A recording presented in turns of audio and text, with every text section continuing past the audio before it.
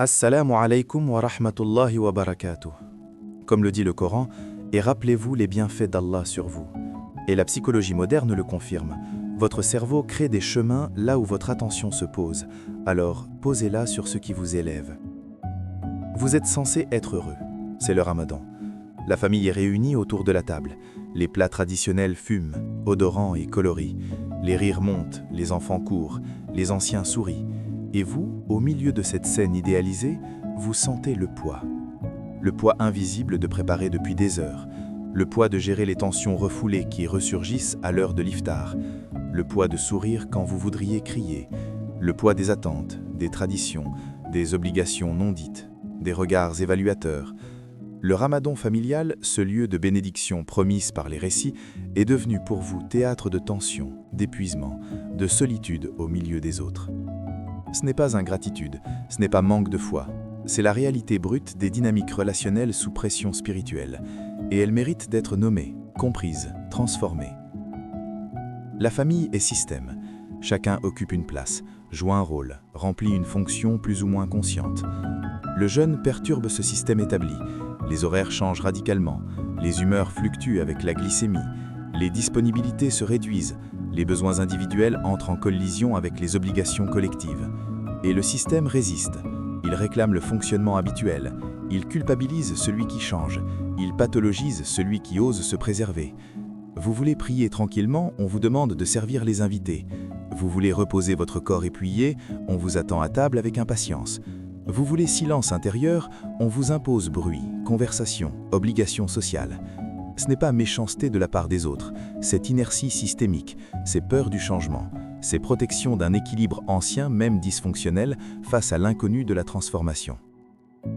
Les femmes souffrent particulièrement de cette pression systémique. Le jeûne familial est souvent, encore aujourd'hui, leur charge invisible et non reconnue. Elles préparent le sarour dans l'obscurité matinale. Elles cuisinent l'iftar pendant des heures d'efforts jeûnés. Elles maintiennent l'harmonie de surface. Et on attend d'elles qu'elles le fassent dans la joie, la disponibilité permanente, l'oubli de soi total. C'est le piège ancestral de la femme nourricière, sacrifiée sur l'autel de la tradition familiale. Le Coran libère théoriquement, la pratique sociale enchaîne souvent. Rompre ce cycle demande de nommer l'injustice sans agressivité, de répartir la charge sans culpabiliser, d'accepter que l'iftar puisse être simple, partagé dans sa préparation, démocratisé dans ses tâches, que la spiritualité de la femme compte autant que celle de l'homme, que son jeûne nécessite aussi préservation, temps, espace. Les hommes ont leur piège spécifique, le rôle du pourvoyeur, du protecteur, du performant même dans la faiblesse du jeûne. Ils doivent travailler en jeûnant sans faillir visiblement. Ils doivent présider l'iftar sans montrer la fatigue qui les traverse. Ils doivent prier la nuit sans sommeil réparateur. C'est l'héroïsme silencieux qui tue à petit feu. L'incapacité à montrer la vulnérabilité, la confusion entre force et masque. Le jeûne devient épreuve de virilité plutôt que rencontre avec la fragilité humaine. Et cette fragilité, pourtant, est le cœur de la spiritualité. Reconnaître sa dépendance, reconnaître sa limite, reconnaître son besoin de l'autre, de la grâce.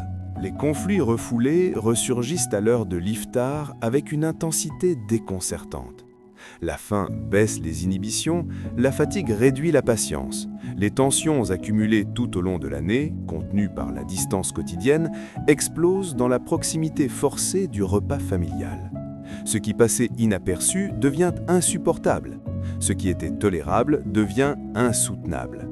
Le jeûne, loin d'apaiser, révèle.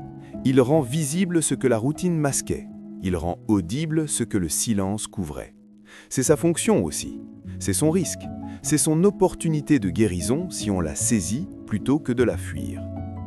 L'attente autour de l'iftar est elle-même source de tension. L'heure qui précède la rupture est électrique. Les corps sont à bout, les nerfs sont tendus. La nourriture est là, visible, odorante, mais interdite.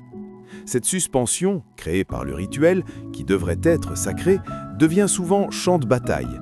Les enfants pleurent, les adultes s'irritent. Les préparations s'accélèrent dans le stress. Et quand enfin le cri de l'adhan retentit, c'est le soulagement plus que la gratitude qui domine. C'est l'évacuation de la tension plus que l'accueil de la grâce. C'est dommage, c'est réparable. C'est le travail de la conscience, de la lenteur, de la respiration dans l'attente. La comparaison familiale est un poison subtil. Qui jeûne bien? Qui tient le coup? Qui prie la nuit? Qui récite plus? Ces évaluations non dites, ces regards, ces silences créent une compétition spirituelle destructrice.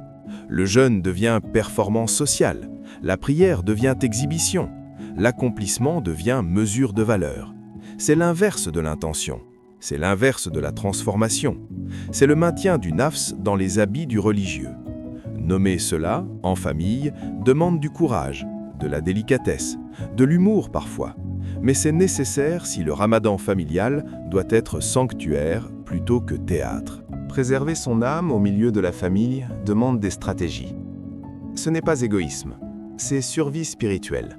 Ce n'est pas rejet de l'autre, c'est nécessité de la rencontre avec soi.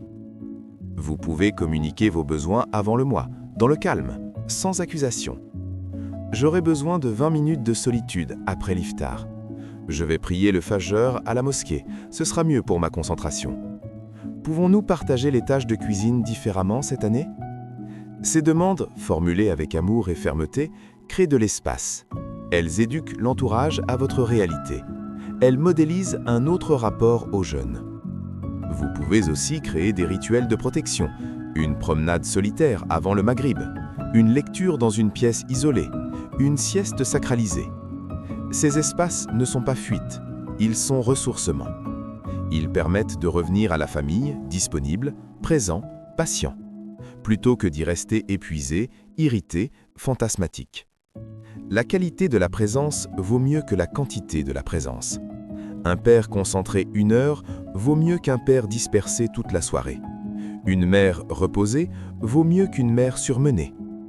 La gratitude envers la famille, malgré les tensions, est pratique spirituelle. Ce n'est pas nier les difficultés, c'est contextualiser dans le don. Vous avez une famille, beaucoup n'en ont pas. Vous avez un lieu de rassemblement, beaucoup sont seuls. Cette gratitude ne vous oblige pas à tout accepter.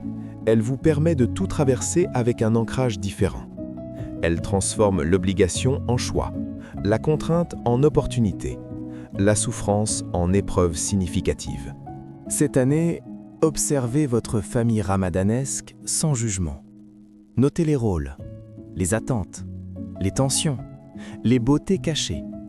Puis choisissez consciemment votre place. Vous n'êtes pas prisonnier du système. Vous êtes membre qui peut influencer, doucement, progressivement. Votre changement de comportement, votre calme nouveau, votre authenticité retrouvée crée des ondes. Les autres réagissent, parfois positivement, parfois avec résistance. C'est le travail du changement systémique. C'est long, c'est précieux, c'est votre contribution à la famille au-delà du repas préparé ou de la prière accomplie. Le ramadan familial peut être sanctuaire. Il l'est déjà par instant. Dans le rire partagé à l'iftar, dans la prière commune qui synchronise les cœurs, dans le silence de la nuit où chacun veille à sa manière, mais ensemble, dans la gratitude exprimée, même maladroitement. Votre travail est d'amplifier ces instants, de les nommer, de les sanctifier, de les faire germer. Sans nier les difficultés, au milieu d'elles, grâce à elles, par-delà elles. Prochaine vidéo, travailler en jeûnant, guide de survie cérébrale. On y explorera la gestion des ressources mentales limitées, la productivité sans épuisement et comment rester efficace sans trahir la spiritualité du jeûne.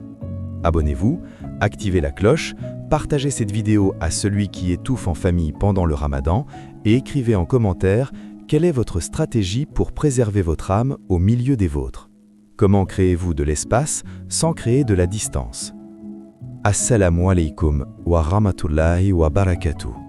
Que votre famille soit sanctuaire, que vos tensions soient enseignantes, que votre amour soit préservé et préservant.